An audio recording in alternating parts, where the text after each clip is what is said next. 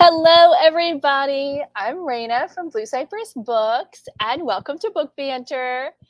Tonight, I'm super excited to talk to David Valdes, who is the author of multiple plays and five other books. But tonight, we'll mostly be talking about Spin Me Right Round, which is his first YA novel. And I was able to read this actually a few months ago, and I'm super excited to share it with you all this evening. So, without further ado, I'm going to click this button and welcome David on to Book Banter. Hi. Hello. Happy to Hello. be here.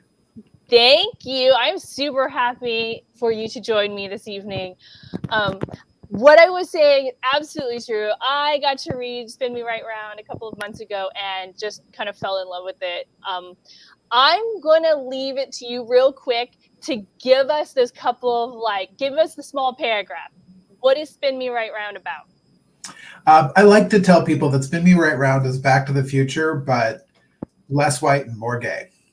I love that. Yeah, a Cuban American teenager, super out, super gay, from the present, who thinks he knows everything, gets bonked on the head and ends up time traveling back to his parents' high school in 1985, where he confronts a very famous hate crime victim and decides to play with time and history.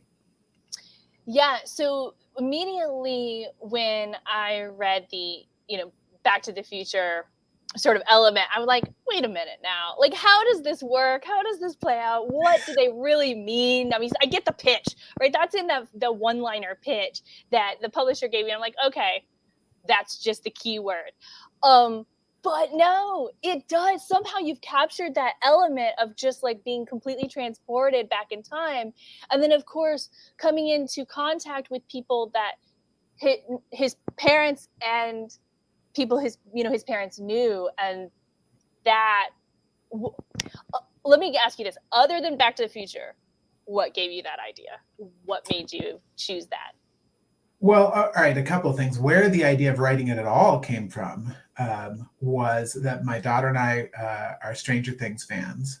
And Stranger Things season 3 is set in either 1984 or 1985. It's set in the 80s. And it was kind of hilarious watching it with my daughter, watching her be like, oh, the malls look so cool then. And like the clothes are cool. And like, so that whole sort of seeing the time period through her eyes, in which it's both like a historical time period and yet like, look at these cool, fun things.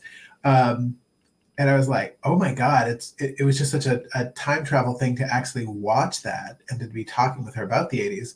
And I thought, I don't know, as soon as we were like hopped up in the 80s, I was like, oh, I want to write that. And I immediately knew I wanted a riff on Back to the Future, because when I was in 1985, I loved Back to the Future. That was my jam. So yeah, that's how we got there. But in terms of also with time travel, I have loved anything time travel since I was a kid. So there was this movie in the 70s with Lindsay Wagner. She played this character called the Bionic Woman on TV. She was in this movie called The Two Worlds of Jenny Logan. And she ends up like time traveling to, I don't know, sometime in the 1800s, maybe. I don't know. It's a long time ago. She had like, a big hat and, carriages, that kind of time. And I was so fascinated. And then I got a book out of the library called Hanging with Cece, which is with this girl bonks her head. She's riding on a bus, I think, and bonks her head, or trips or falls. But she ends up in her mother's middle school years in the 60s. Loved that. That was a book? Book, Hanging with Cece. Hanging with Cece. All right. Yes, C-I-C-I, Hanging with Cece. So I loved that. And pretty much ever since, like, anything time travel, I really liked. It's something that, like Louise says, I really enjoyed the X-Men movie that had all the different like time periods in it, even though most people were like, okay, this is confusing and a mess. I was like, oh, yay, we're leaping into this time. So yeah, so the combination of like wanting to write about the 80s and the fact that, I was primed to write a time travel story. Yeah, time travel is unique in that you get submerged in that that new time period. And it can be done, you know, better and worse, whatever, however it's portrayed or written or whatever. But just the idea of being like moved into this other time period, even if it's in the future or in the past, it has this inherent mystery, even though it's ordinary life, every day, whatever, you're getting up, you're going to work, Right. going to school, but you're doing it in the 60s, or you're doing it in, you know, the year 3000, and all of a sudden, Yeah. you know, all of these new elements are involved in that. And so also in your book, our main character travels back in time and does come across a character who is gay but isn't out, can't be at that time period, Sure. and then yeah, is subject to this abuse, ridicule, Mhm. and I guess what not the inspiration, we all know inspiration, right? But what made that you put that as your As the one of the key, conflict? yeah, Yeah. the conflicts. Yeah. So one of the things that's been so I've been teaching for many years now, right? You know, people are always like, you know, why YA? And I'm like, well, I have a teenager. I teach 18-year-olds. You know, it's the air I breathe. But the kids now, the starting point is so different. Like their awareness of LGBTQ issues is so far ahead comparatively, and their options and access and possibilities are so much wider and bigger and greater. And that's even with the truth, you know, that there are still places where it's very difficult to come out and there's still lots of hardship, but they have so much more freedom and liberation that it was beginning to startle me how dismissive they could be of the past. Um, you know, kind of an eye roll, or, you know, one of the things is, you know, you'd hear students be like, you know, almost the sort of like any prejudice or gay bashing or whatever was almost like passe, like, you know, that's another time, right? And I was like, you know, that's no one, it still happens, but you can't dismiss it. You can't not know the road that led to your freedom and to your, you know, your latitude, right? Your ability to be so open and fluid. And so I wanted Luis to have that experience of encountering a world unlike his own, that actually showed what it might have been like in that time. And I said, you know, I'm sorry, I'm like, I'm hearing children. I'm like, hello, children. Where the bookstore's open. Okay. Yeah. The I set the story at a school very much like the small religious boarding school that I went to. I read that. I thought that was also really interesting. I went to private religious school from kindergarten to 7th grade. It wasn't a boarding school, but when I was reading your book, I was like, he knows this. I hadn't looked it up ahead of time, but I was like, he's been to one of these schools. He knows the things that happen behind the door, like when you're just walking down Yep. the hallway. And then when I looked it up and found out that you had attended a boarding school similar to the one in your book, I was like, oh, I knew Yep. it. Well, and you know, I say this, I think in the afterward, I don't remember what's in the afterward of this, but I think I say in the afterward that aside from the principal, who I used a lot of physical descriptions of, and, you know, from my school, even though he was a much nicer guy than the principal in the book, you know, the characters are pretty much all made up, but I did steal from lines from a couple of the guys, you know, at my school who were pretty homophobic, and just made that part of my life experience, right? Because I wasn't out for sure. I mean, I had girlfriends all through high school, but there are a couple of guys who just clocked me, who just knew. And so the kind of casual homophobia and jokes worked their way into the book because those were in the memory bank for me. Right. Well, and it's not unheard of now, you know, at all. But then I think about, like, I also have a teenager. So I think about his high school experience, which he just started, and my high school, middle school experience, and just hearing the way he talks and the things that he's aware of in a way that we weren't even aware of. But if we were, exactly like you say, blown off. It's not a thing. It's little. It's small. It's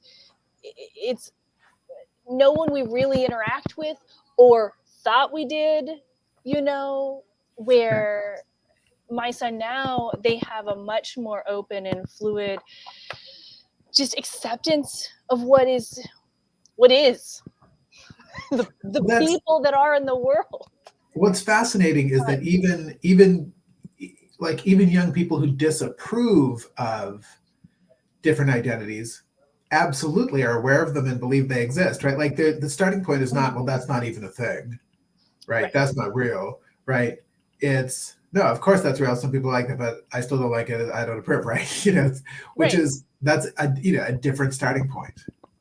And even it's absolutely a different starting point. And in your book, because of that time travel element, we kind of get to see both. We do get to see both, which for me was one of the sobering things reading it as from an adult perspective and really being able to see just the differences. I hate using terms like how far we've come, because it's true, but just the difference between then and now, and putting a teenager in that position, and then this book being for teenagers. I honestly can't wait to put this into a teenager's hands, have them walk away with it, and come back in a week and tell me what they thought. Because that is one of the most fun things about working in a bookstore at all. But like an indie bookstore where it's small enough, you really get to know your clientele.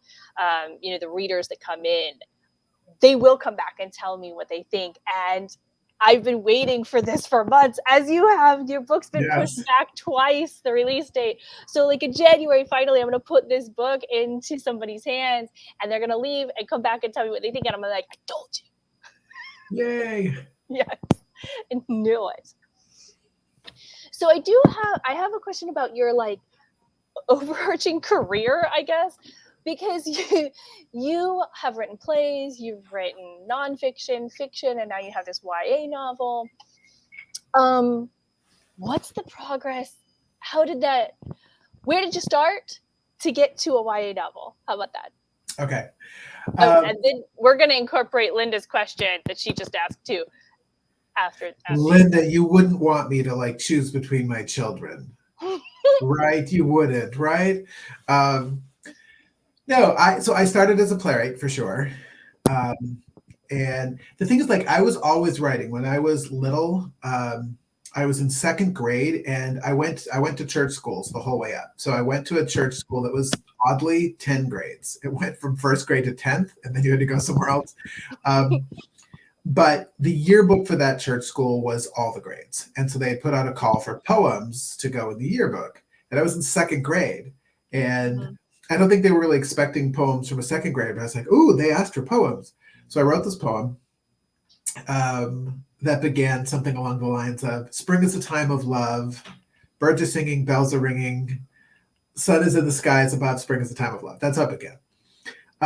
Classic. They printed it in the yearbook, and they gave it a whole page, and I was so excited until I opened the yearbook and discovered that they had printed the first verse twice before moving on. So it was an error. And I was so horrified until I started hearing some of the older students being like, whoa, that's so arty. That's so poetic, right? Like, and I was like, oh, shut your mouth. Don't tell them that's the mistake. But I was like, there I was. So like 7, with my first published thing. So I started just thinking of myself as a writer in a way back then. And I was reading all the time. I was the person who maxed out the number of books I was allowed to take from the library at one time. And then since my brother wasn't, I would take his. And but when I was in college, so when I was about 9, my aunt asked if anybody wanted to go see the play The Fantastics at the Waterville, Maine Opera House. as you might imagine, it's not an opera house in the Met sense, right? It was a community theater troupe that was going to do the play The Fantastics. People in my family never went to plays. Nobody wanted to go, and I was all of like 9 or 10, and I was like, I'll go. So I went with my aunt, and there was a scene in the play where, to show the change of day to night, there's a narrator, there's a mute narrator, there's a mute in the play that doesn't say things, but like sort of walks us through time. She came out, she had a bowler hat on, very like sort of Chicago style. She came out, and there was a bucket by a step ladder. She climbed up the step ladder. She had a fishing rod with her. She climbed up the step ladder. She dropped the fishing line into the bucket, and then she started reeling in, and up came a moon, and a spotlight caught it and followed it up, and it was nighttime. And I was like, that is what I want to do. So when I went to college, there was no playwriting program or anything in my college, but there was a playwriting teacher, so I would write stuff for her. When I was a senior, they did a play of mine, sort of as the school play, but like with no budget. But so I got to see a first full-length play on stage, and I was writing plays in grad school. So I started, really seriously writing plays in the 90s. And I went through, I was writing plays for a long time, but I'm a big believer in say yes to opportunity. So I also, while I was a playwright, I got asked by a local publication, Bay Windows, if I wanted to be a theater critic. And I was like, sure, I'd love to. I hadn't done that. So sure, I would write play reviews. Note globally, don't do that. If you're a playwright, don't be a theater critic. But I did that for a couple of years, and a larger publication, the Boston Phoenix, which was kind of like the Village Voice, they asked me if I wanted to write for them because they'd read stuff in Bay Windows, and I was like, yes, that would be great. Thank you. So I wrote for them. Right around this time, my playwriting career dried up. There was this weird moment where, after having had, a short play at the Humana Festival, which was a big deal, and having had plays, I'd had a play published, nobody was doing my work. And I was like, what happened? And so I was like, I guess I'm a columnist. I'm not a playwright, because nobody was doing my work. The Boston Globe, having seen my Phoenix stuff, asked me, would you write for us? Would you write a weekly column or a monthly column? There's 4 of us alternating weeks writing a column called Coupling, kind of early version of like Modern Love from the New York Times. So I was doing that. Great. Yay. And then while I was doing that, just about the time I was wrapping that up, a publisher said, hey, would you like to write a book? Because we liked your columns. I had a baby at this moment. Like my baby was, like, my daughter was 6 months old. We adopted her at 12 days. She was about 6 months when they asked this. So I was like writing at 4 a.m. because I wasn't going to say no. I said, yeah, try it. Right. So that's what led to the nonfiction book, the first couple of which were humorous memoirs. So while I was doing that, I'm like, all right, I'm a book writer. And a couple of years had passed since the play. And then all at once, I won this big fellowship that I didn't know existed. A theater company gave me a fellowship, like a sort of in-house fellowship, and a director offered to produce a play of mine that was 8 years old, that had been rejected and sitting in a drawer at a theater company for many years. And then he found all at once, and I was like, oh, well, the universe is saying you're still a playwright. So then suddenly I was a playwright and somebody who wrote books. And I've just, the thing is, when I was in grad school, they told you can't do that. You've got to stick to one genre. You have to like polish one thing. You have to master one thing. But saying yes has brought me a lot of joy. It's also, brought me income from time to time, which is nice. Right. So, but it's interesting. My agent for nonfiction, after the 3rd book, which, let me just give a little shout out. I spent a year following the frog, fur, cotton, and cattle queens of Louisiana on their royal duties for a book called The Rhinestone Sisterhood. So I spent a year in Louisiana on weekends. I was still a parent. I would fly down for the weekend, fly back. So that book was my last nonfiction book, but the agent left the industry, and I suddenly didn't have an agent. But then playwriting was back. So I was back to playwriting. And I just over time I've been like, when I feel like writing something, I write in whatever mode seems like the right thing. Yeah. And with Spin Me Right Round, as soon as the idea hit me, that was a book that wrote itself so fast. The first draft of it was start to finish 8 weeks. But there've been many, many drafts since. So. Right. Yeah, but getting it all out there, on paper or on the screen or whatever, that's a huge piece of any project, but a writing project, at least I found, once it's out there, you Mhm. can line item the crap out of it, Oh, sure. But if I don't know where it's going, and then they walk into a field, I'm done. Well, Yeah. that's not going to be a good ending, right? Once you got to get it all out there. So 8 weeks, I mean, that's sitting in front of that computer or at that notebook every day, working it Yep. out. I was just on fire with that one. It was like ready to go. Other things can be a slower burn. I have a book that knock wood will be going into submission in 22. Okay. My agent and I are hopefully like we're wrapping up like edits and stuff on the submission draft. But that's a book that I started. I don't know. First draft of it I started probably 4 years ago. I like to have a couple of projects going at once, to be Mhm. honest. So I wrote that and then I laid it down and then I picked it up and then I laid it down. But that book is such a different process. The book, the version that we're shopping around has 3 narrators and it intercuts time from basically a week apart, the same day a week apart, as kind of a mystery spools out.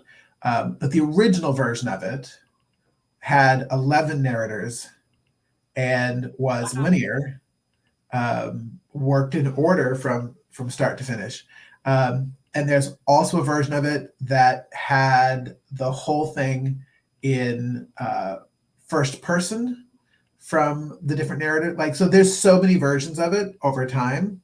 So one of the things I'm always telling, my students, or anybody who comes to me about writing, I'm like, if you're not revising, you're not actually a writer, right? You Mhm. just have to make peace with it. You just have to know that's what's going to happen.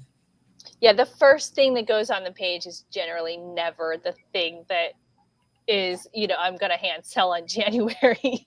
Yeah, Yeah, and the term like kill your darlings, that sort of idea, to being willing to let go of those things that you were sure that was the masterpiece.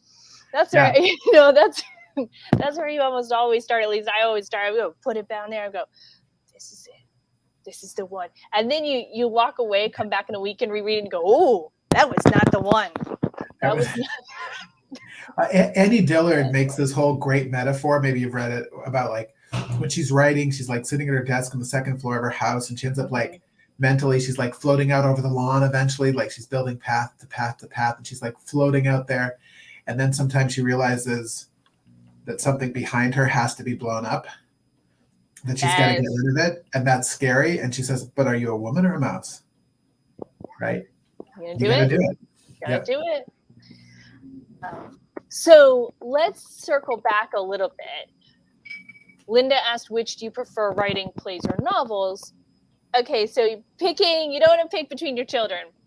What about what's different for you in the process of writing plays versus novels, or your nonfiction? A book. Yeah. Um, I mean, obviously, the thing with plays is they're so dialogue heavy, right? Yeah.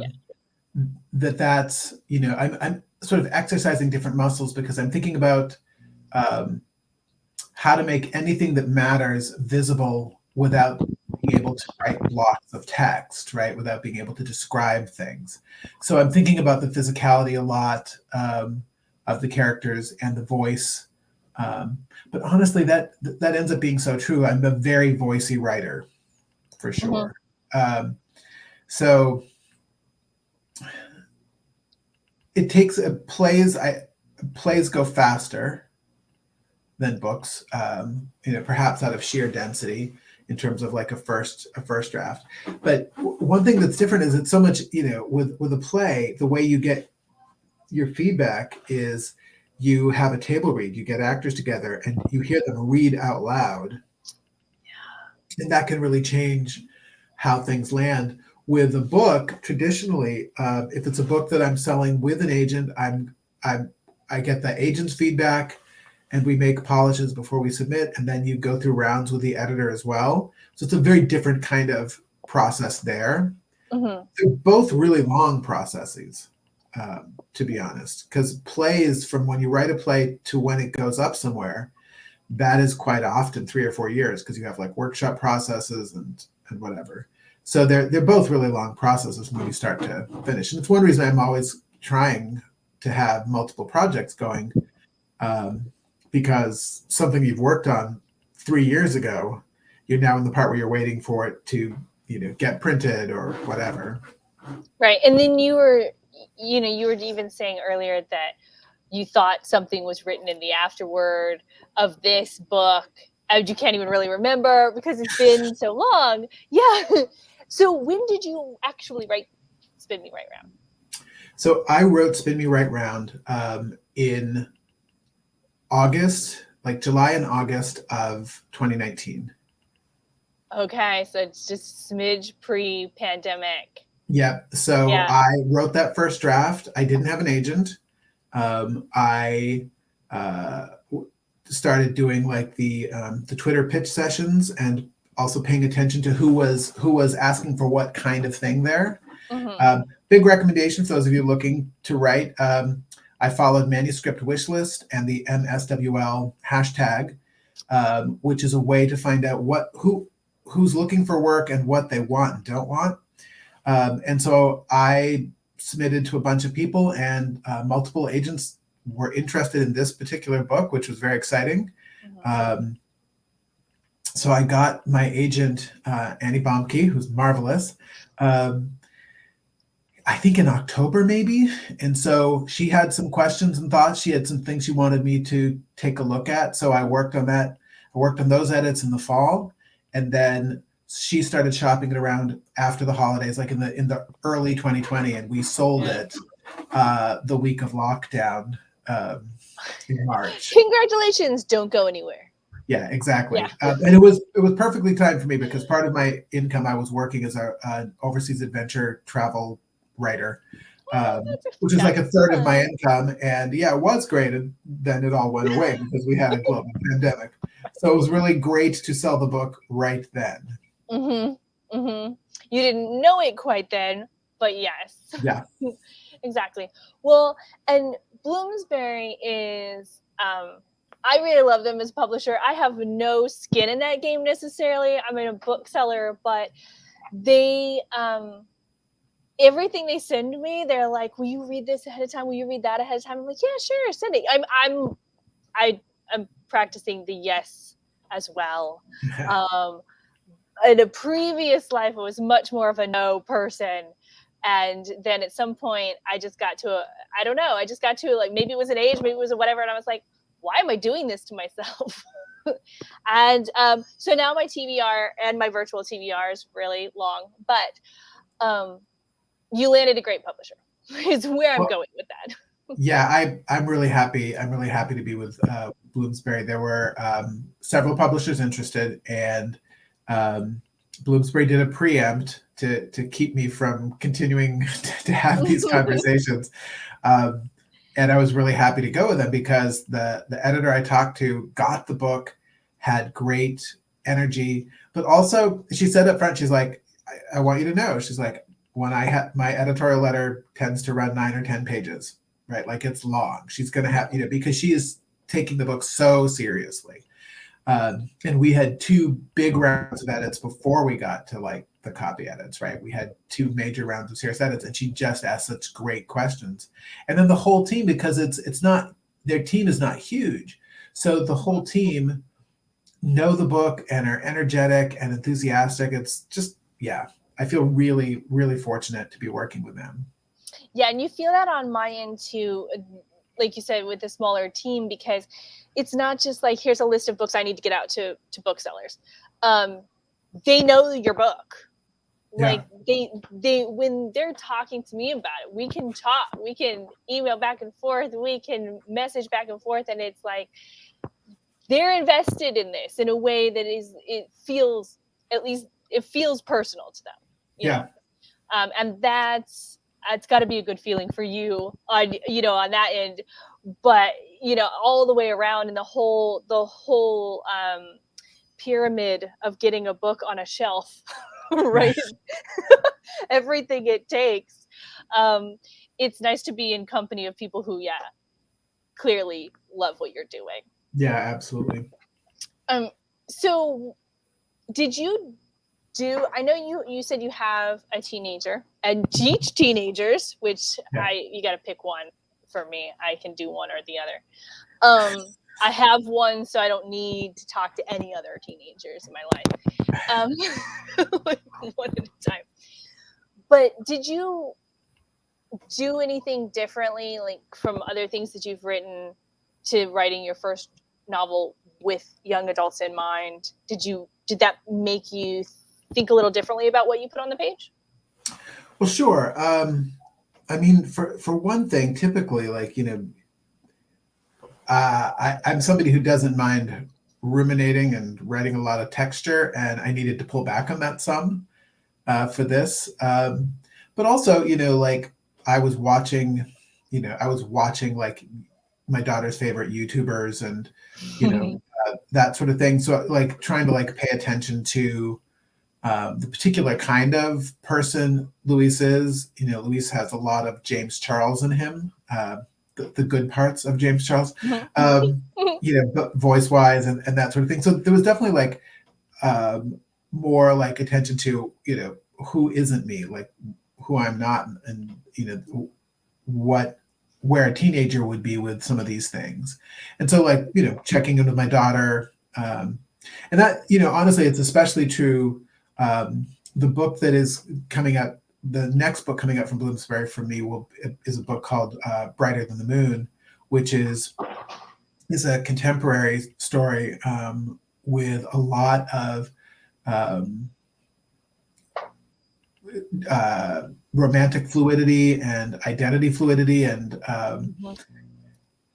so I definitely spent a lot more time talking. Like I actually had my daughter um, reading that for language and telling me like wrong, Right. No one would what, say what this. was right, like what would somebody say or not say, or what attitudes might be, and getting reads on that from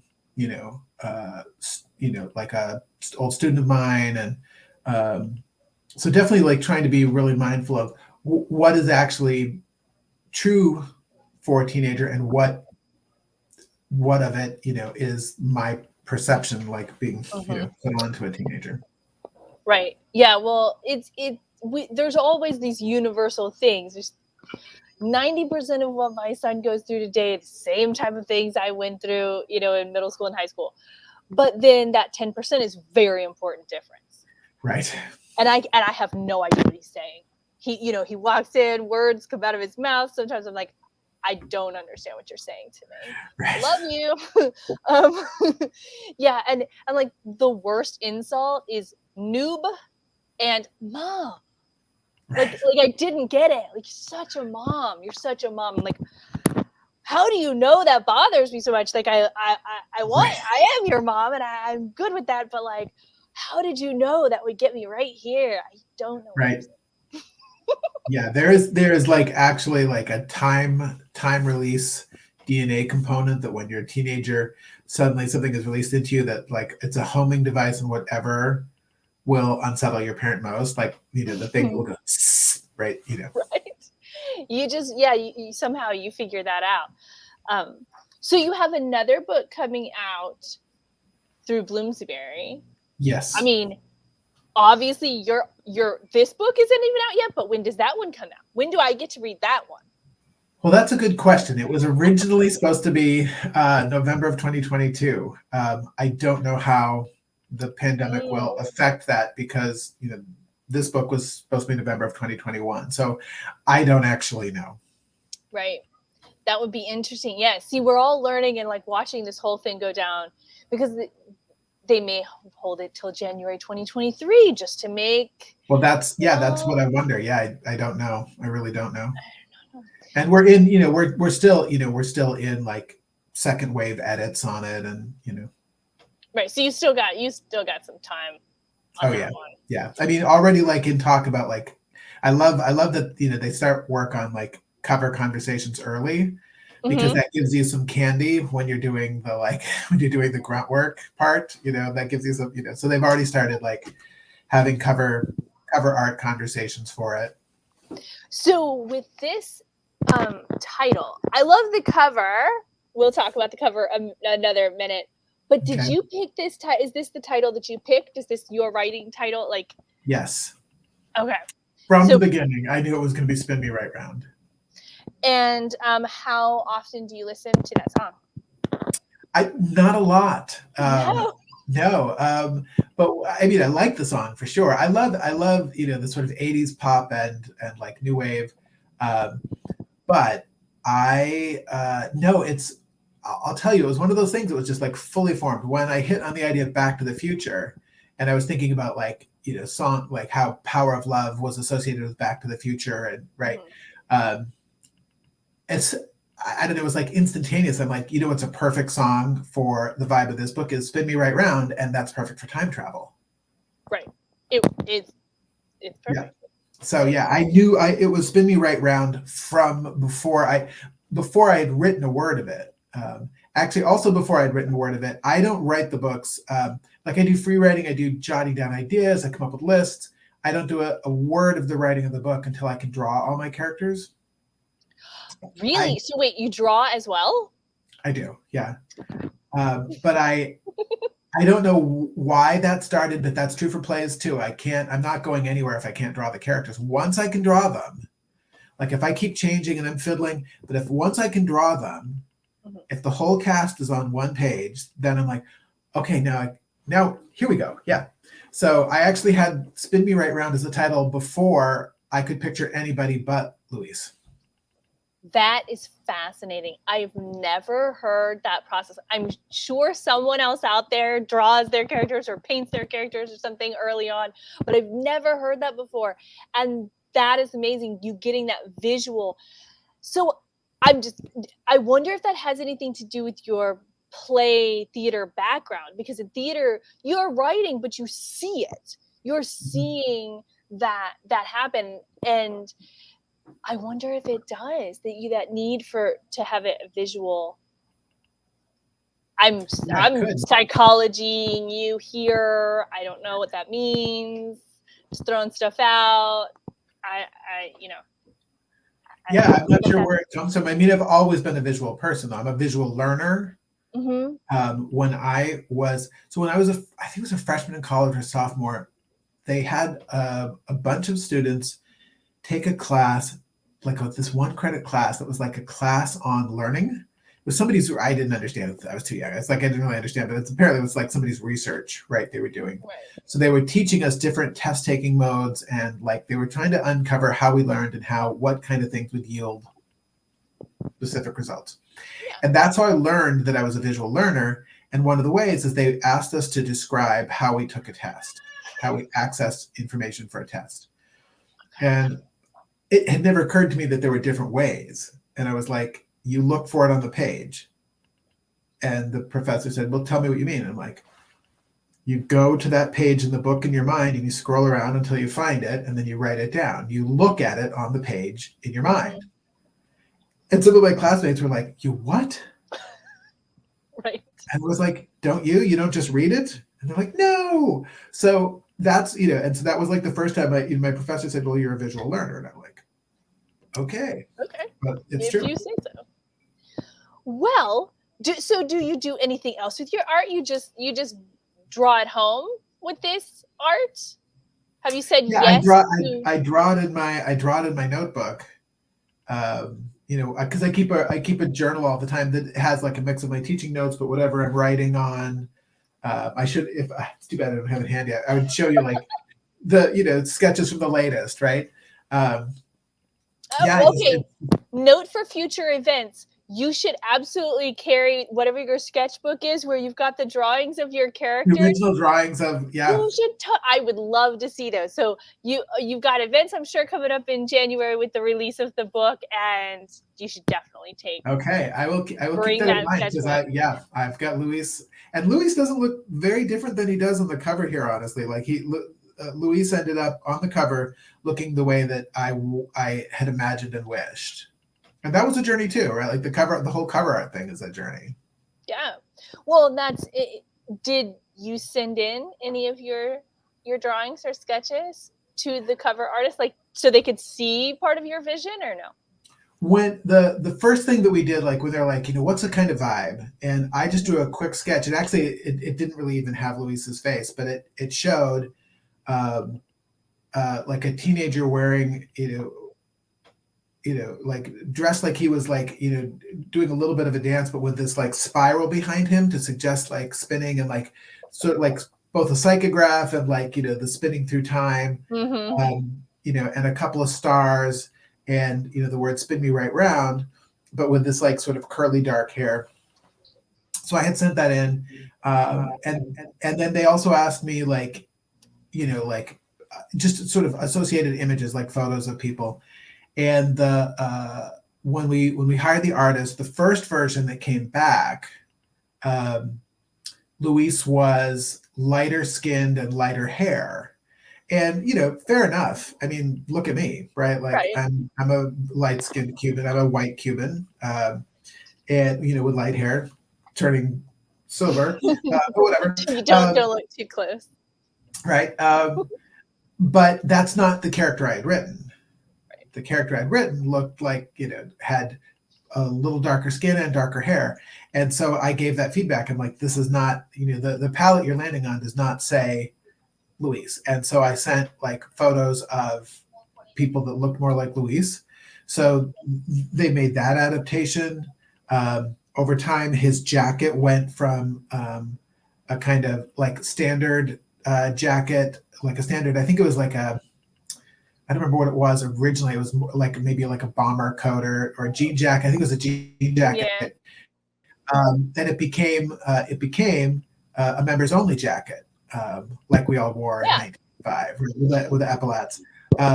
But they ended up they kept the whole spirograph and stars thing, which also became the sort of art theme throughout the book. Is you can see. Yeah. So they were. I mean, Bloomsbury was super responsive about making sure that the cover of the book reflected the character and reflected the vision that I had for the story. I love it. I love it. And I have to say, everybody, January 4th, the 5th? January 4th. I was right. See? Every time I second guess myself. January 4th. You can pre-order David's book now and have it ready for you at the beginning of the year. Make it a 2022 present to yourself, to your friends, to your kids, to your grandkids, whoever you have. I read it and loved it, and I don't think that YA is such a label that is necessary, but can absolutely be enjoyed by adults as much.